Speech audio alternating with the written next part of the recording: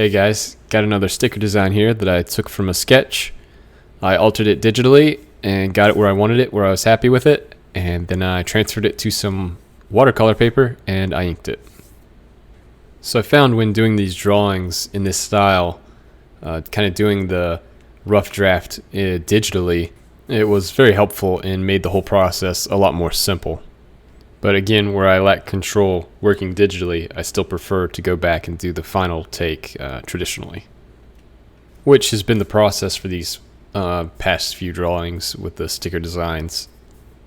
Start out on paper, then tweak it digitally, and then do the final version again back on paper. Which is a terrible workflow, I'm sure, but it's just been what I've been doing.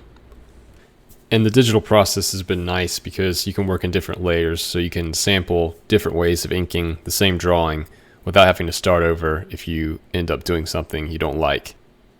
So here I started to thicken up some of the lines. I come back later to finish up the rest of them. That way whenever I go back to ink it with a brush and some India ink, I don't have to get so close to the edge because I've created this little buffer zone. It's supposed to keep me from messing it up, but you will see later that I do end up goofing it up a little bit anyway. Now, this drawing went through many different variations. At one point, he was even almost entirely black, with less white than you even see on this one here. I also tried to make the near side dark and the far side the light side, but I struggled to get the highlights to work right with that particular lighting. I tried different poses and different fur patterns, different angles. At one point I had to shrink his ears down and tweak him a little bit because the perspective kind of got off and it looked like he was looking the wrong direction. The little teeth rectangles also helped because the side closest to us is really dark and they served as a highlight to kind of break up all that black area. So in the end though, this is what we ended up coming up with. I tried to keep some of the same elements from the pig sticker before that I did with like the rectangles as the highlights and the blacked out eyes. But this guy definitely gave me more trouble than the pig sticker did. It might just be because the sketch for this one wasn't nearly as fleshed out as some of the other ones have been. But anyway, that's the outlines about done. I'm going to go back and thicken them up a little bit more before I get ready to ink it. And for this one, when I do get around to inking it, I'll just be using like a regular brush and some India ink. The India ink did seem to match the Micron pens a lot better this time compared to the Pentel brush pen that I used on the pig sticker. Not that it amounts to a whole lot since I end up just taking a picture of it and digitizing the whole thing anyway. This part's really just about trying to stay focused and not put any ink in the wrong place. And it's always a relief when you're done and you realize you haven't messed it up. Something to keep in mind, which sometimes I forget, is the white spots in the dark areas. They're going to appear smaller after you fill in the area with black ink around them, just because you lose the thickness of the line when you originally drew it. Now, something that I learned this time, which you probably already know, it's kind of obvious, or should be obvious anyway. You got to make sure that the brush that you're inking with doesn't have any stray bristles sticking out the side, because they will leave ink in places you don't want it, and I didn't really pay attention and I almost messed up the whole thing. But I ended up catching it pretty quick, so I was able to cover up my mistakes, and you'll get to see a little clip of that near the end. Most of the experience I have when it comes to inking with a brush has been with a brush pen.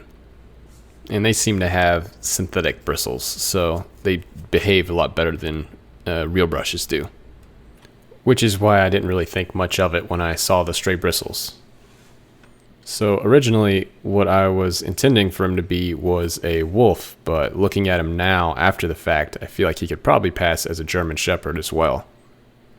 So we finished up making the lines thicker to hopefully help the inking process go smoother, and this is what he looks like.